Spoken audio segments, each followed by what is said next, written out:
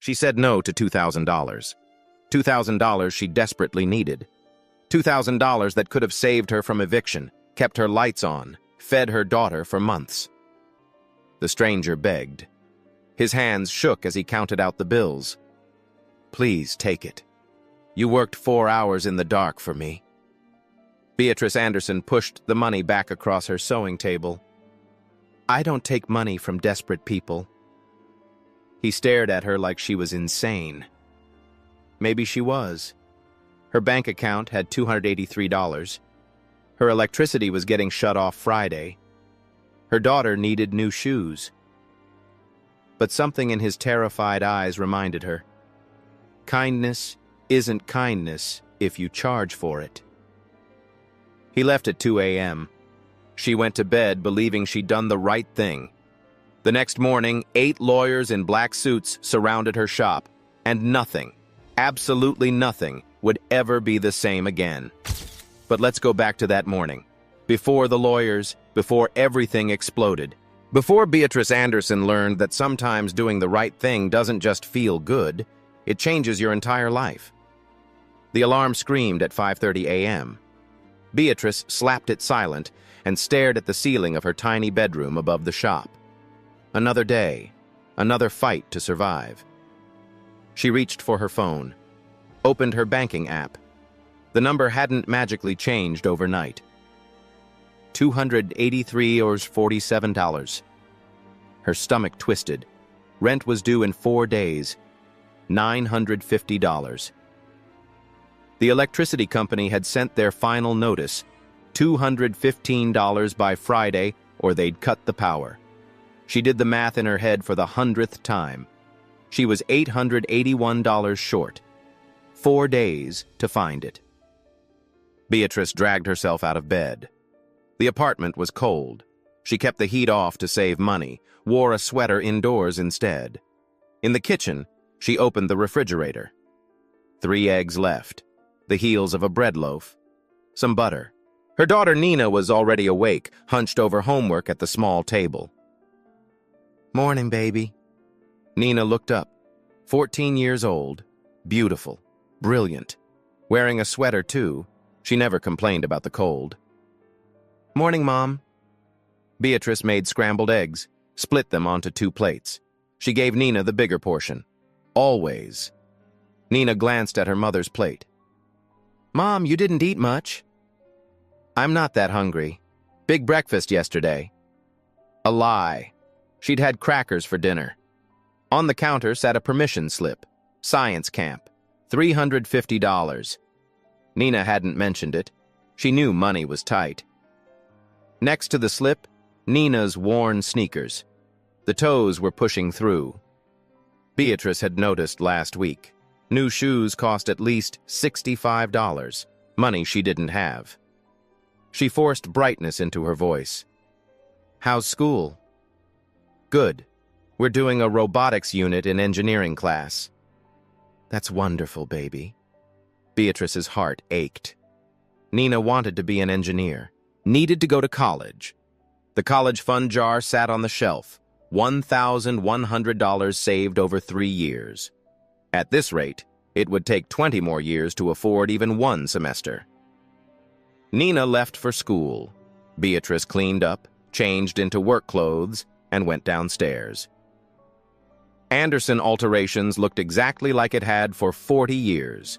The same brick walls her mother had painted, the same wooden floors that creaked in the same spots, the same Singer sewing machine from 1984, older than Beatrice herself. She ran her hand over the machine, temperamental but loyal, just like her. On the wall hung a framed newspaper clipping, yellowed with age. The headline, "Local Seamstress Saves Wedding Day." The photo showed her mother, needle in hand, smiling. The article told the story. A bride's dress had torn 2 hours before the ceremony. Beatrice's mother had fixed it, refused payment. Said, "You need a miracle today, not a bill." Beatrice touched the frame. "I'm trying, Mama. I'm trying to be like you." But her mother had never mentioned how hard it was. How you could have character and still wonder how to pay rent. She unlocked the front door, flipped the sign to open, sat at her machine. The shop phone rang. Beatrice's chest tightened. She knew that number. Anderson Alterations. Ms. Anderson, this is Houston Electric. Your account is past due. I know. I'll have the payment Friday, I promise. The woman on the other end sighed. Ma'am, you've requested 2 extensions already. Friday is final. If we don't receive payment, service will be disconnected Saturday morning. I understand. Friday. I'll have it. Another promise she didn't know how to keep. She hung up, opened the cash register. $47 in bills, her revenue for yesterday. At this rate, she'd need a miracle. The morning brought her usual customers. Mrs. Lopez needed a dress hem. Normally $15, but Mrs. Lopez cleaned houses for a living. Paid in cash, she could barely spare. That'll be $10, Mrs. Lopez. The older woman's eyes glistened. You're too kind, mija. You've been loyal for years. It's the least I can do. Mrs. Lopez tried to add a $5 tip. Beatrice gently pushed it back. Keep it. Buy yourself something nice. After Mrs. Lopez left, Mr. Samuel came in. 82 years old, walked with a cane, lived on Social Security. He needed a button replaced on his only dress shirt. That'll be... Beatrice caught herself, looked at his kind, weathered face. No charge today, Mr. Samuel. Beatrice, you can't keep doing this. Doing what? Giving everything away. You got bills, child. She managed a smile. I'll be fine. Coffee? She poured him a cup from her personal pot. They couldn't afford much, but they could afford to be decent. Mr. Samuel studied her face. Your mama would be proud of you. My mama knew something I'm still learning. What's that? Beatrice threaded a needle, her hands moving with practiced grace. 40 years of this, since she was 7, learning at her mother's knee. She knew that if you can see your repair work, you didn't do your job right. And if someone can see your struggle, you didn't carry it with enough dignity. Mr. Samuel shook his head. That's a heavy load, baby girl. It's the only load I know how to carry. By 8 p.m., Beatrice had made $130. She deposited it mentally into the impossible math. Still $751 short. She had one job left. Mrs. Carter's dress alteration. $25. Already paid, already spent on last week's groceries. She'd finish it tonight. Go to bed. Wake up tomorrow. Figure something out. That was the plan. Until 8:58 p.m., until everything changed. The knock came at 8:58 p.m. Not a normal customer knock. Urgent. Almost desperate. The kind of sound that makes your heart jump. Beatrice looked up from Mrs. Carter's dress. Through the window, she could see rain starting to fall. The weather alert on her phone had warned about storms tonight. The knocking came again. Harder. She hesitated. A woman alone. Late at night. Bad neighborhood. Every instinct said lock the door and ignore it. But then she saw his face through the glass. A man, maybe early 50s, soaked through. No umbrella. And the look on his face, not angry, not entitled, terrified. She walked to the door, cracked it open with the chain still on. Please! His voice broke. I know it's late, I'm so sorry. But I saw your light still on and every tailor in the city is closed and I'm desperate. Beatrice studied him.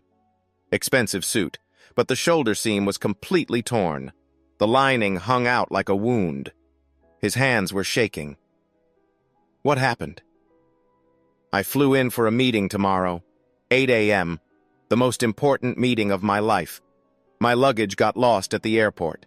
I bought this suit emergency and I caught it on a car door and... He stopped, trying to steady his breathing. If I don't look professional tomorrow, 300 people will lose their jobs. Something in the way he said it. Not exaggerating. Not performing. just stating a fact that was crushing him. Beatrice looked past him. A black town car sat at the curb, engine running. A driver waited inside. She unhooked the chain, opened the door. "Come in." He practically stumbled inside, dripping rain onto her floor. "Thank you. God, thank you." She took the jacket from him, laid it under her work lamp. The damage was extensive. The entire shoulder seam had ripped, taking part of the lining with it. This wasn't a quick fix. This was 4 hours of careful reconstruction. "This is serious work," she said quietly. "Full seam reconstruction, lining repair, pressing. I'd normally charge $200, but at this hour..." "I'll pay anything." He pulled out his wallet, fat with cash, with 500, 1,000. "I have 2,000 right here in cash. It's yours, all of it, please." Beatrice stared at the bills in his hand. $2,000. Her mind went into overdrive. The math she'd been doing all day suddenly solved itself. Electricity, $215. Rent, $950. Groceries, $400. Nina's shoes, $65. Science camp, $350. Still have $20 left over. Her hand started to reach for the money, then stopped. She looked at his face. Really looked. His eyes were red. From rain? Or had he been crying? A photo had fallen from his wallet when he pulled out the cash. A teenage girl in a white coat. Medical scrubs, maybe. He scrambled to pick it up, protective. "My daughter, Caroline. She's in medical school." Beatrice thought of Nina upstairs, asleep, dreaming of college she couldn't afford. She thought of her mother's newspaper clipping on the wall. "You need a miracle today, not a bill." She pushed his hand back, the hand holding $2,000. "No." He blinked. "What? I can't take your money." "But you need to be paid. This is 4 hours of work. You said..." "You're desperate," Beatrice said softly. "You're scared. Your daughter's future might depend on tomorrow." She gestured to the shut-off notice on her desk. He could see it. She didn't hide it. "I need money. Desperately. But not like this." "I don't understand." Beatrice sat down at her machine, started threading a needle. Her hands knew the motion so well she didn't need to look. "My mama taught me something. She said when someone's drowning, you don't charge them for the rope. You throw it. Free." Gregory's eyes filled with tears. "Why? You don't even know me." "I know you're a father trying to save people's jobs. I know you showed me your daughter's picture like she's your whole world. I know you're standing in my shop at 9 p.m. in the rain because you're out of options." She looked up at him. "That's enough." "But the bill's on your desk." "I'll figure it out. I always do." She managed a tired smile. "Now take off that jacket. We're burning 4 hours of night." He sat down hard in the chair across from her, put his face in his hands. His shoulders shook. "Thank you," he whispered. "I don't deserve this." "Kindness isn't about deserving, Mr. Gregory. Just Gregory." "Okay, Mr. Gregory. Now tell me about this meeting while I work." Outside, the storm intensified. Thunder rolled. The lights flickered once. Beatrice lit 2 candles just in case. She'd done this before. Hurricanes, blackouts, late nights when the power company shut her off. She could work in the dark if she had to. For the next 4 hours, neither of them knew that this moment, this choice, would change everything. But it would. The needle moved through fabric like a promise being kept. Beatrice's hands worked with the kind of precision that comes from 40 years of practice. Remove the damaged stitching, carefully. One thread at a time. Don't rush. Rushing ruins everything. Gregory watched from his chair, mesmerized. "You make it look like surgery." "It is surgery," Beatrice said without looking up. "Just on fabric instead of people." She examined the lining. Cheap thread on expensive fabric. That's why it had failed. Someone had cut corners on a $1,000 suit. Whoever made this used the wrong thread. That's why it ripped so easily. Gregory leaned forward. Can you fix it? I can fix anything. The question is whether it'll hold. She selected a spool from her collection. Heavy-duty polyester. The good stuff. But with the right materials, it'll be stronger than new. 9:47 p.m. 3 hours and 13 minutes until she had to be done. Outside, the rain became a downpour. Thunder cracked loud enough to rattle the windows. Gregory flinched. This storm, it'll pass. They always do. Beatrice's needle never stopped moving. Now tell me about this meeting. What's so important? He was quiet for a moment. Then, it's a merger. My company with another. $800 million. Beatrice's hands paused for just a second. 800 million. She couldn't even imagine that much money. If it goes through, 3 factories stay open. 300 people keep their jobs, keep their insurance, keep their homes. And if it doesn't? They close. Everyone gets laid off right before the holidays. Beatrice resumed stitching. So tomorrow isn't about you. It's about them. Yes. His voice cracked. But if I walk in looking like I can't even keep my own suit together, why would they trust me to keep a company together? Because appearance isn't everything. In my world, it's almost everything. She glanced up at him. Then your world needs better priorities. Gregory laughed. Actually laughed. The sound surprised both of them. You're right, he said. You're absolutely right. 10:15 p.m. The lights flickered. Once, twice, then died completely.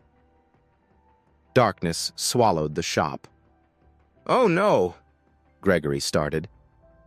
Drawer on your left, Beatrice said calmly. Candles. Matches too. He fumbled in the dark, found them, lit 6 candles. The warm glow filled the small space. Beatrice was already repositioning her work under the candlelight. Been through this before. Hurricane Rita, Hurricane Harvey. Can't let a little blackout stop progress. How can you even see? My fingers remember. She threaded the needle by feel, continued sewing. Your eyes adjust. Give it a minute. Gregory watched her work by candlelight, the needle catching the flame's reflection with each pass. Her face was completely focused, peaceful even. How long have you been doing this? He asked quietly. Since I was 7. Mama taught me. She learned from her grandmother. That machine. He gestured to the singer. It's older than both of us. Beatrice smiled, patted it like a pet. 41 years old. Still runs perfectly. They made things to last back then. Things and values. Your mother. She taught you more than sewing, didn't she? Beatrice's hands slowed. She taught me that every stitch is a promise that you care, that you see the person who'll wear this, that you respect them enough to do it right. She looked at the newspaper clipping on the wall, barely visible in the candlelight. See that article? That was Mama. Wedding day, 1998. The bride's dress tore 2 hours before the ceremony. Mama fixed it. Worked 3 hours straight. The bride tried to pay. Mama refused. Why? Because the bride was crying. Because it was her wedding day. Because some moments are bigger than money. Gregory was quiet. Then, she sounds like you.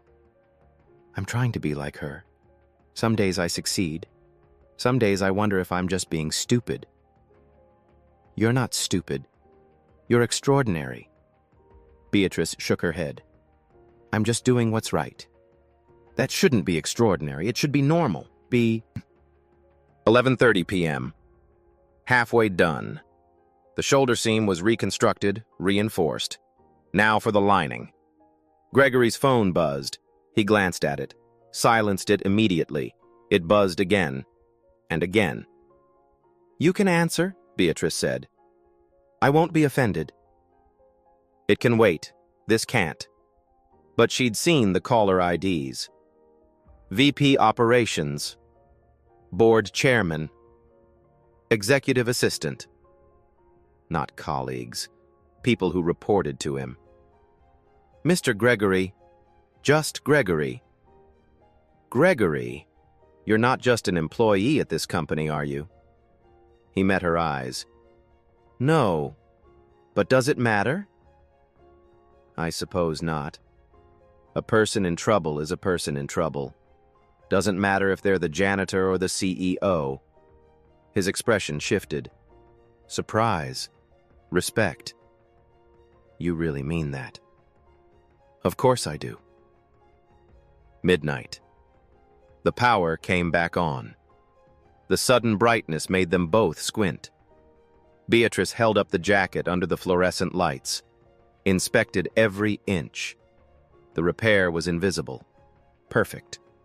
Structural. "One more hour," she announced. Gregory stood, stretched, walked to her side. "Can I help?" "Hold this section taut while I secure it." He did. Their hands worked together, his following her quiet instructions, holding fabric, passing scissors, adjusting the lamp angle. "I haven't made anything with my hands since I was a kid," he said softly. "What did you make?" "Model airplanes with my grandfather. He was a factory worker, made steel. Honest work. He used to say, 'If your name's on it, make it worthy of your name.'" Beatrice smiled.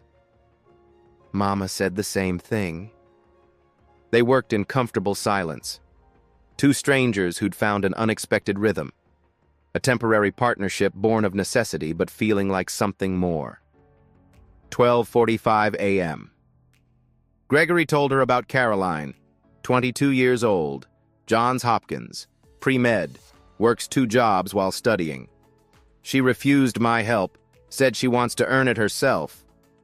"She sounds like someone I'd like to meet." "She'd love you. She believes in hard work, in dignity, in doing things right." He paused. "She's better than me." "She learned from you?" "No, she learned despite me." Beatrice glanced at him. "Give yourself more credit." 1:03 a.m. Final stitches. Beatrice's concentration was absolute. Every movement deliberate. This wasn't just a repair anymore. It was a promise kept. She held up the jacket, inspected it under bright light, moved it, stretched the fabric, checked the seams. Done. Gregory put it on. The fit was perfect. He moved his shoulders, no pulling, no stress. He studied himself in the small mirror on her wall. "I can't even see where it was torn." That's the point.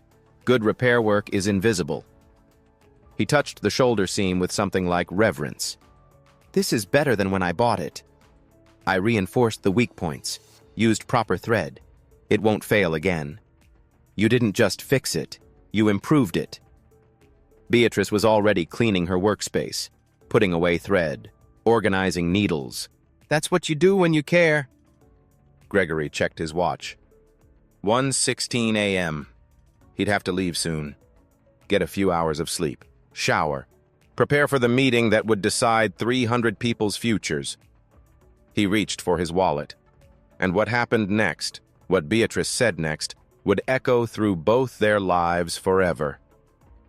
Gregory pulled out his wallet, the same thick stack of bills from earlier. "You saved my life tonight." He counted out bills. 10, 20, $2,500 bills.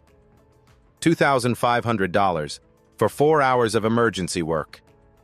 He laid the cash on her work table. More money than Beatrice had seen in one place in years. Her eyes locked on it. Her brain did the math automatically. Every bill paid. Every problem solved. Nina's shoes, the science camp, Groceries for 2 months. Her hand moved toward the bills, fingers almost touching them, then stopped. She pushed the money back across the table. No. Gregory stared. What? I can't take it. But you earned it. 4 hours, through a storm, by candlelight. His voice rose with confusion. This is fair payment. It's not fair. Beatrice kept her hand on the bills. You're desperate. You're scared. I don't take money from people who are drowning. But you need it. He gestured at the shut-off notice on her desk. I can see your bills. I do need it. Desperately. Her voice was steady. But if I take it, what I did stops being kindness. It becomes a transaction. What's wrong with a transaction? Nothing. Usually. She met his eyes. But you came to my door at 9 p.m. in the rain because you'd run out of options. You were terrified. You trusted me. She pushed the money firmly into his hands. If I take this, that moment becomes different. It becomes me taking advantage of your fear. And I won't do that. Gregory's hands shook. Tears ran down his face. Nobody's ever... He couldn't finish the sentence. Beatrice felt her own eyes sting. Take that money. Put it toward your daughter's education. Go save those 300 jobs. That's enough payment. People like you don't exist. We exist. We're just usually too tired for anyone to notice. He wiped his eyes. Can I at least leave my contact information? In case you or your daughter ever need anything? He pulled out a business card, then stopped. Put it back. Instead, he tore a piece of paper from her notepad, wrote, Gregory, and a phone number. Just in case. No pressure. Beatrice took the paper, folded it. Thank you. Outside, the Blacktown car's engine started. The driver had been waiting over 4 hours. A man in a suit stepped out with an umbrella. Mr. Ashford, we should go. You need rest before the board meeting. Mr. Ashford. Beatrice noticed the name but was too exhausted to think about it. Gregory nodded. 2 minutes, James. He turned back to Beatrice, extended his hand. She shook it. His grip was firm, grateful. He held on for a long moment. I'll never forget this, he said. Ever. Go save those jobs, Gregory. He smiled through tears. I will. Because of you. At the door, he paused. What's your full name? Beatrice Anderson. Beatrice Anderson. He repeated it like memorizing it. Thank you for reminding me what matters. The car door closed. The town car pulled away into the night. The rain had stopped. Just wet streets reflecting streetlights. Beatrice locked the door, stared at her empty work table where $2,500 had been minutes ago. Her hands were shaking now. The adrenaline is fading. The reality setting in. She'd just turned down enough money to solve every problem in her life. Was she crazy? Was she stupid? She didn't know anymore. She climbed the stairs, checked on Nina, still sleeping peacefully, collapsed into bed. 1:47 a.m. Tomorrow she'd wake up, face the same bills, the same impossible math, the same struggle. But tonight, she'd kept a promise to her mother. She'd thrown someone a rope without charging for it. That had to count for something. She fell asleep believing she'd done the right thing. She had no idea that in less than 9 hours, 8 lawyers would surround her shop, and nothing would ever be normal again. The alarm went off at 7 o'clock a.m. 4.5 hours of sleep. Beatrice's body ached everywhere. Her fingers were stiff. Her back hurt from hunching over the machine. But she got up, made Nina breakfast, forced a smile. You look tired, Mom. Late customer. I'm fine, baby. Nina left for school. Beatrice went downstairs, flipped the sign to open, made coffee, sat at her machine, A normal morning, just another day. Except it wasn't. 9:45 a.m. A black SUV drove slowly past her shop. Once, twice, then parked across the street, engine running. 2 people inside, just watching. Beatrice noticed but didn't think much of it. 10:15 a.m. A different black car. A woman in a sharp suit got out, walked to Beatrice's window, stared inside, pulled out her phone, made a call while looking straight at Beatrice, then drove away. Mr. Samuel looked up from his crossword. That was strange. Very strange, Beatrice agreed. Her phone rang. Unknown number. Anderson Alterations. Is this Beatrice Anderson? A man's voice, professional, cold. Yes, who's calling? Please confirm your business address. Beatrice gave it, confused. What is this about? You were open last night? Around 9 p.m.? Her stomach tightened. I had a late customer, why? Thank you for confirming. Click. Beatrice stared at her phone. What was that? 10:42 a.m. Nina called, voice scared. Mom, there's a weird car outside school. A man came to the office asking about me. The secretary called security. Beatrice's heart dropped.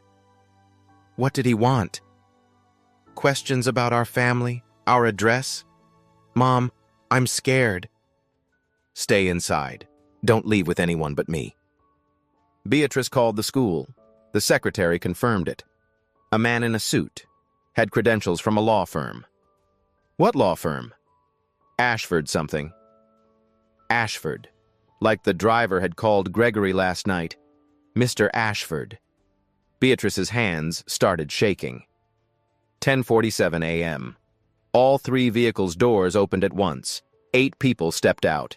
Dark suits, briefcases, moving toward her shop in formation. Beatrice backed away from the door. Mr. Samuel stood. Beatrice, I'm calling 911. The lead man reached her door, opened it. Ms. Beatrice Anderson? Her voice trembled. Who are you? He pulled out credentials. Richard Sterling, Senior Legal Counsel for Ashford Industries. We need to speak with you immediately regarding last night. I just fixed a suit. Beatrice's voice cracked. I didn't do anything wrong. His expression was unreadable. We know. That's exactly why we're here. Close your shop, now. Richard Sterling's voice left no room for argument. Beatrice looked at her customers. Mrs. Lopez clutched her purse. Mr. Samuel had 911 dialed on his phone, finger hovering over the call button. I'm not closing anything until you tell me what's going on. A woman stepped forward, tailored suit, confident. Ms. Anderson, I'm Melanie Brooks, VP of Communications. What we need to discuss is sensitive. We need privacy. Privacy for what? Am I being sued? No. Richard's face remained stone. But we need to talk about Gregory Ashford and what you did for him last night. Gregory, the man with the torn suit, the desperate father, the one who'd offered her $2,000. What had she done wrong? I helped someone.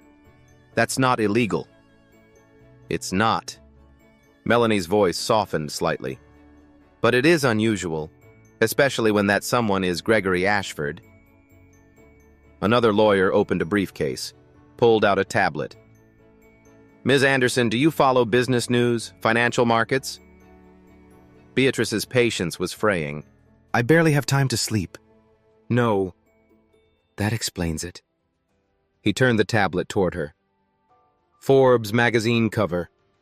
The face she'd spent 4 hours with last night stared back at her.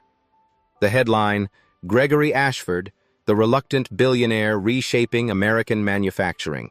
Below it, $4.2 billion net worth. Beatrice's vision blurred. She reached for the table to steady herself. That's him. That's Gregory. Gregory Ashford, Richard confirmed. CEO and founder of Ashford Industries. The room tilted. Mr. Samuel grabbed her arm. Sit down, honey. She collapsed into a chair. 4.2 billion? Melanie showed another image.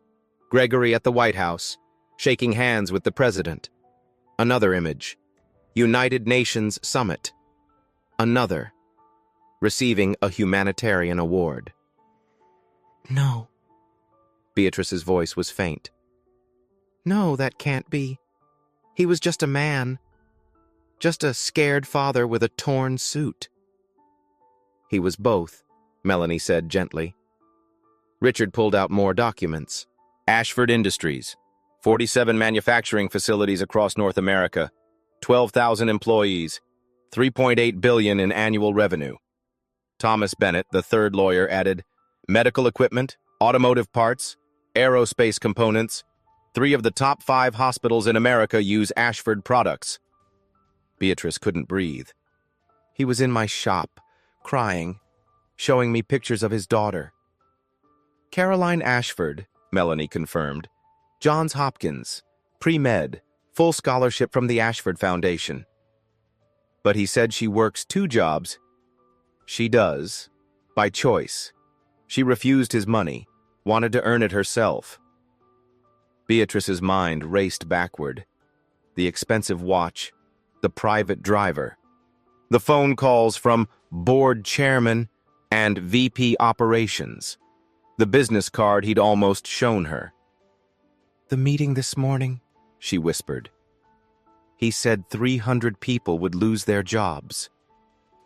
The merger with Halston Medical Group, Thomas confirmed. $800 million. 3 facilities on the line. He wasn't exaggerating. Richard showed her a news article. Ashford Industries Board approves historic merger. 300 jobs saved. The timestamp, 10:00 a.m. this morning. He did it, Beatrice breathed. He saved them. Because of you. Melanie's voice was firm. I just fixed a suit. No. Richard leaned forward. You did something much more important. He showed her an email. From Gregory Ashford. To Executive Leadership Team. Sent 3:17 a.m. The subject line, What I Learned Last Night. Beatrice's hands shook as she read. Last night, I met someone who reminded me what leadership actually means. A woman who had every reason to say no, said yes. Who had every reason to take money, refused it. Who chose dignity over survival. I've spent 25 years building this company. Tonight, a seamstress taught me more about character than I learned in all those years. Tomorrow, I walk into that boardroom remembering, it's not about the bottom line, it's about the people. Gregory. Tears blurred Beatrice's vision. He wrote this? About me? He sent it to 200 executives at 3 a.m., Melanie said, before the board meeting. He told them your story. Thomas pulled up board meeting minutes. Direct quote from the chairman. Mr. Ashford's composure and clarity were remarkable. When challenged on the merger's risks, he spoke about leadership, character, and responsibility in ways I've never heard from him. Another board member noted, Richard added, something changed in Gregory. He seemed human. Beatrice was crying now. I was just trying to help. That's exactly what changed him, Melanie said. You treated a billionaire like a person. You saw his fear, not his bank account. You gave him what money can't buy, dignity. Richard showed another screen. Twitter. Multiple trending hashtags. The suit that. Saved jobs. 47,000 tweets. Billionaire.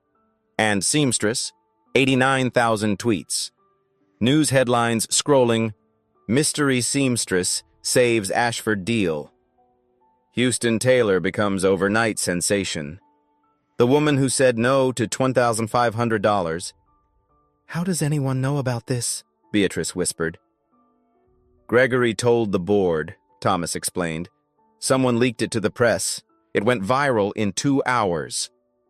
Beatrice stood up too fast. The room spun. This can't be real. I'm nobody. He's a billionaire. This doesn't make sense. Her knees buckled. Melanie and Mr. Samuel caught her. They lowered her back to the chair. Melanie pulled out smelling salts. Beatrice came 30 seconds later. "I'm sorry, It's a lot to process," Melanie said kindly. "Why are you here?" Beatrice's voice was small. "Why did you bring lawyers?" Richard and Melanie exchanged glances. "Because Gregory Ashford is on his way here, right now. He'll arrive in 10 minutes. And Ms. Anderson," Thomas added, opening another briefcase full of documents.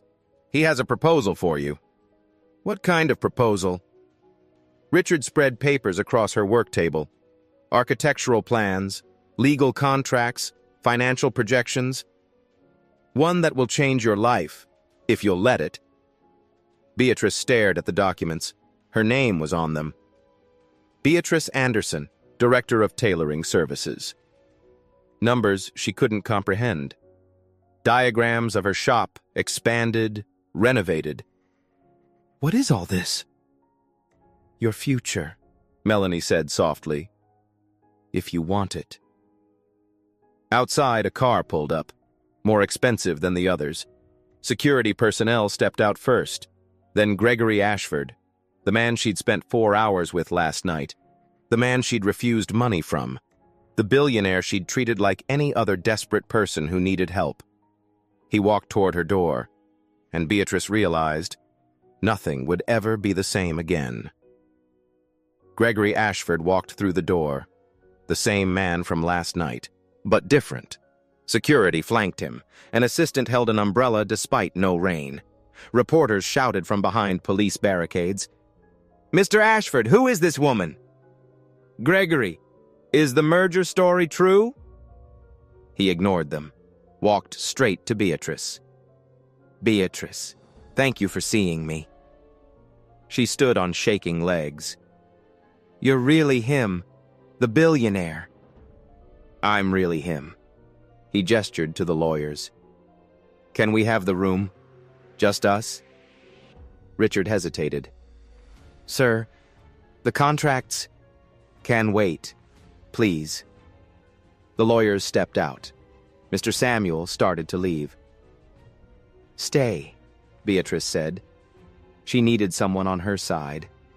Gregory sat across from her, eye level, equal. "I owe you an apology.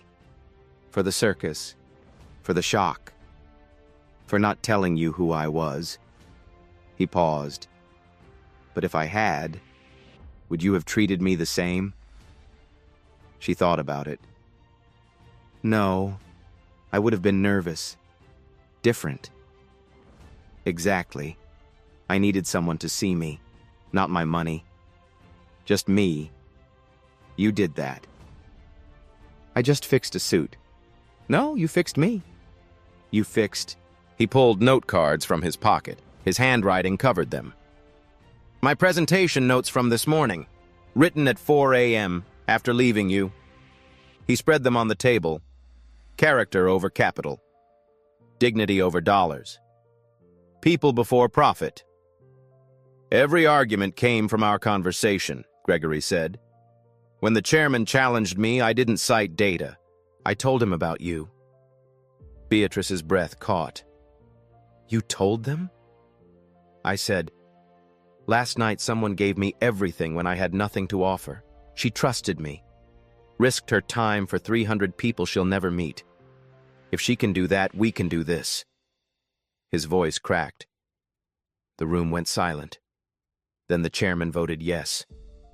Tears streamed down Beatrice's face. 300 families still have jobs because you said no to money." Mr. Samuel wiped his eyes. Gregory took a breath.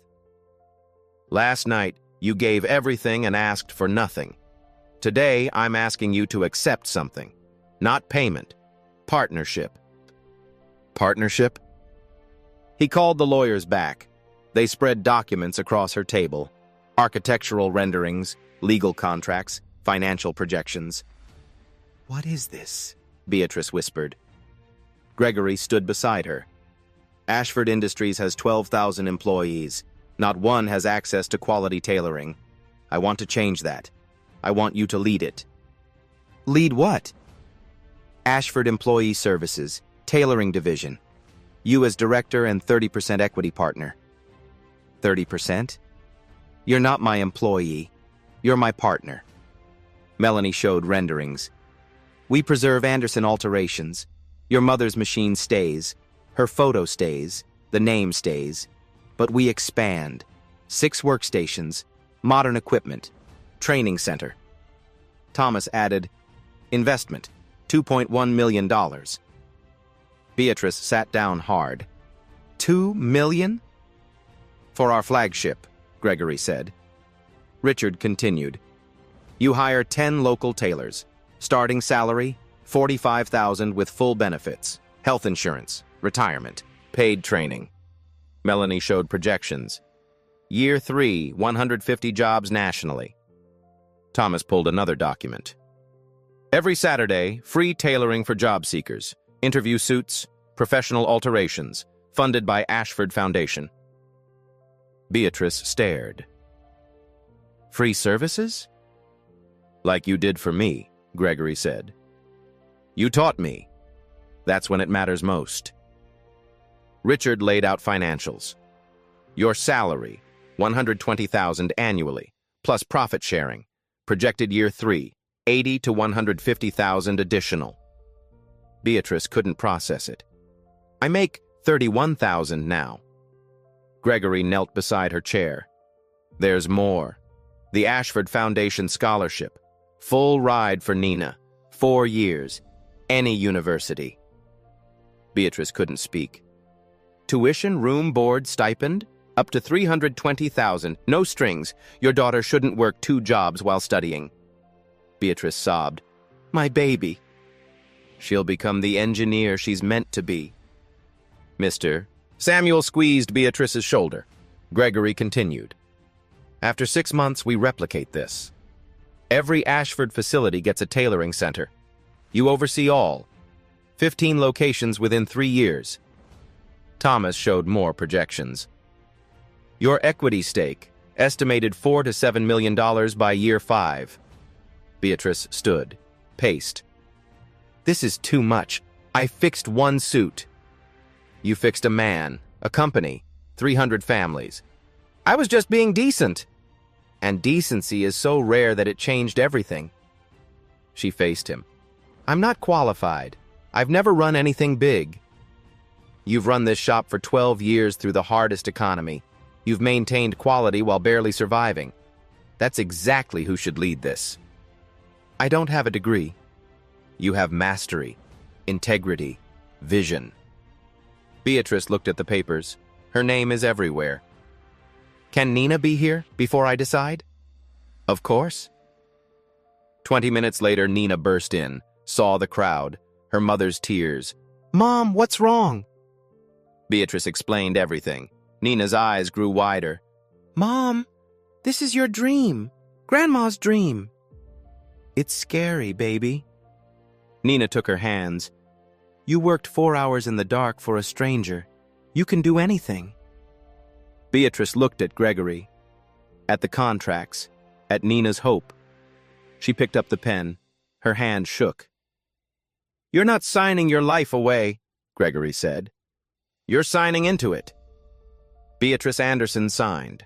Once, twice, 10 times. Richard smiled. Welcome to Ashford Industries, Director Anderson. Gregory pulled out a small box. Professional sewing kit. Gold scissors. Finest thread. Card inside. Every master craftsperson deserves master tools. Gregory. Beatrice held the scissors, cried. It's too beautiful. You're too talented to struggle anymore. Let me fix that. She looked at Nina, at Mr. Samuel, at Gregory. At her future, it is impossible and real. She'd said no to $2,000 and gained everything. 6 months later, the neighborhood didn't just change, it transformed. Month 1. Construction. The first day, construction crews arrived at 6 a.m. Beatrice stood on the sidewalk, coffee in hand, watching them work. They preserved the original brick facade. Her mother would have wanted that. But inside, everything expanded. Walls came down, space doubled. Light flooded in. Her mother's Singer sewing machine got a place of honor. A custom glass case, illuminated. A brass plaque beneath it. Emma Anderson, Master Seamstress, 1952-2019. Her hands built this legacy. Beatrice touched the glass. "Can you see this, Mama?" 8 new industrial machines arrived. A steam pressing station. A fabric library with hundreds of materials. Training desks. Computer stations for orders. It looked like a real business now. Professional. Substantial. But it still felt like home. Month 2. The hiring 10 positions posted. Within 72 hours, 847 applications. Beatrice interviewed 50 people personally. Asked each one, "Why do you sew?" The answers told her everything. She hired 10. Maria Rodriguez, 58. Laid off factory worker. 30 years of experience. Hands that knew fabric like Beatrice's did. James Washington, 26. Fashion design degree. Couldn't find work. Desperate for a chance. Dorothy Carter, 61. Retired alterations specialist. Came out of retirement to be part of something meaningful. 3 single mothers, 2 veterans, 1 formerly incarcerated man trying to rebuild his life. All local, all skilled, all hungry for dignity. Training lasted 8 weeks. Beatrice taught her mother's techniques. Invisible hems, reinforced seams, quality over speed. But more than technique, she taught philosophy. Every garment has a person inside it. Respect the person. Graduation day, families attended. Certificates handed out. Tears everywhere. Maria hugged Beatrice. "I thought I was too old to start over. You gave me my life back." Month 3. Grand opening. 400 people showed up. The block couldn't contain them. Police closed the street. Gregory cut the ribbon alongside Beatrice and Nina. Cameras flashed. News crews recorded. Beatrice's speech was short. "My mother taught me 3 things. Excellence, kindness, persistence. This shop is all 3. Gregory added, "Beatrice didn't just fix my suit, she fixed my perspective." The first week, they served 89 customers. Revenue, $12,000. Reviews flooded social media. Best alterations in Houston. They remember your name. It's not a shop, it's a family. Month 4. Free Services Program. The first Saturday, 23 job seekers arrived. People who needed interview clothes but couldn't afford alterations. Beatrice and her team worked 12 hours straight. No breaks. Pure joy. They fitted suits, fixed hems, adjusted shoulders, gave styling advice. Each person left looking professional, confident, ready. Marcus, a veteran, stood in front of the mirror. His suit fit perfectly now. He stood taller. "I forgot what pride felt like," he whispered. Janelle, a single mother, tried on her altered blazer. "I have a law firm interview on Monday. Now I look like I belong there." By month 4, 87 people served free. 61% got jobs within 30 days. The data was undeniable. Good clothes opened doors. Month 5. Nina's future. The acceptance letter came from Howard University. Full ride. Pre-med track. Beatrice and Nina cried in each other's arms for 20 minutes. "Grandma would be so proud of you, Mom." "She'd be proud of us both, baby." The Ashford Foundation Scholarship, $320,000, 4 years covered. Books, housing, everything. Nina would become a doctor without debt, without struggle. The cycle was breaking. Month 6, national expansion. The Philadelphia location opened at Ashford Industries headquarters. Beatrice cut another ribbon. The press covered it. Employees cheered. 8 new local hires trained by her Houston team. The model replicated perfectly. 6-month numbers for Houston flagship. Revenue, $240,000. 40% above projections. Free services, 247 people helped. 68% employment rate. National expansion planned. 6 more locations within 12 months. Beatrice's total earnings, $180,000 in 6 months. More than 5 years of her old income. But the money wasn't the transformation. The impact was 23 new jobs created in surrounding businesses. The coffee shop hired 3 people. The bookstore expanded. The boutique was renovated. Her block was alive again. The landlord who'd threatened to sell partnered with Ashford to preserve community character instead. Gentrification was happening, but now it included the community, not erased it. Media coverage exploded. Forbes profile, 30 people changing business for good. Mayor's Award, Community Leadership. Governor's Letter of Commendation. Beatrice was uncomfortable with attention. I just wanted to help people. But she had, in ways she'd never imagined. One act of kindness, one refusal of money, had changed hundreds of lives.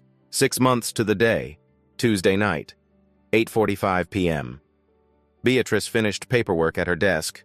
Profit reports, staffing schedules, her new reality. The shop was quiet, just her and the hum of machines. Rain started outside, gentle, familiar. 8:47 p.m., the exact time Gregory had knocked 6 months ago. She smiled at the coincidence. Then came the knock. 8:58 p.m., urgent, desperate, exactly like that night. She opened the door. A young woman stood there, mid-20s, soaked, terrified eyes. Please, I know you're closed, but I'm desperate. Beatrice's breath caught. I have a job interview tomorrow.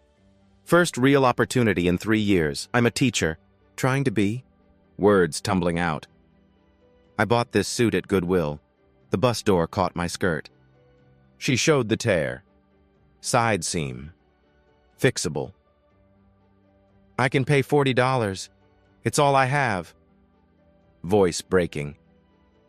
I need this job. Kids need teachers who understand them. Beatrice felt tears forming, history repeating. Come in. She examined the tear. 30 minutes of work. How much? Nothing. It's free. What? No, I can pay. I know, but you shouldn't have to. Beatrice threaded her needle. Someone invested in me once. I'm keeping the circle going. The woman cried. While working, they talked. Her name was Sarah. Wanted to teach 3rd grade. Had a teacher who changed her life. Ms. Washington. Beatrice's hands paused. Washington? Dorothy Washington. She saw something in me nobody else did. Dorothy Washington works here. She's one of my seamstresses. Sarah's face lit up. That's my grandmother. They hugged, both crying. She talks about you every Sunday, Sarah said. Says you're changing the world. I'm just fixing clothes. No, you're fixing lives. 30 minutes later, the skirt was perfect. Get that job. Then help someone else someday. That's how you thank me. I promise.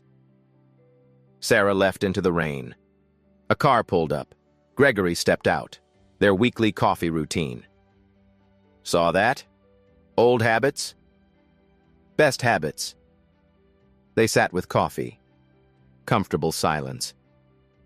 You know what's wild? Beatrice said. What? If I'd taken your money that night, this would have ended there. A transaction. You'd feel better. I'd pay bills. We'd forget each other. But you said no. I said no, and that no became the biggest yes of my life. Gregory smiled. Mine too. Outside, the rain stopped. Stars breaking through clouds, the shop sign glowed warm. Her mother's machine is visible through the window.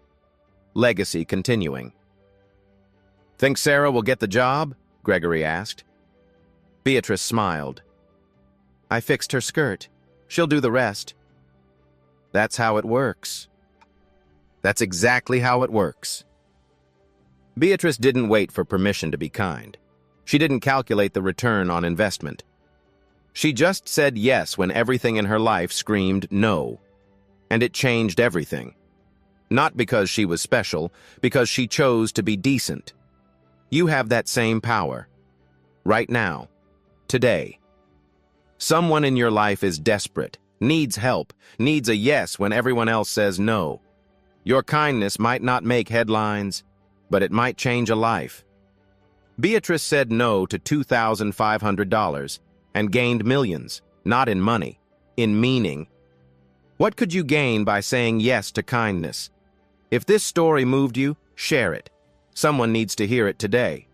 What would you have done in Beatrice's position? Tell us in the comments below. Like this video if you believe kindness still matters. Subscribe for more stories where ordinary people do extraordinary things. Because the world changes one choice at a time. One stitch at a time. At Black Voices Uncut, we don't polish away the pain or water down the message. We tell it like it is because the truth deserves nothing less. If today's story spoke to you, click like, join the conversation in the comments, and subscribe so you'll be here for the next Uncut Voice.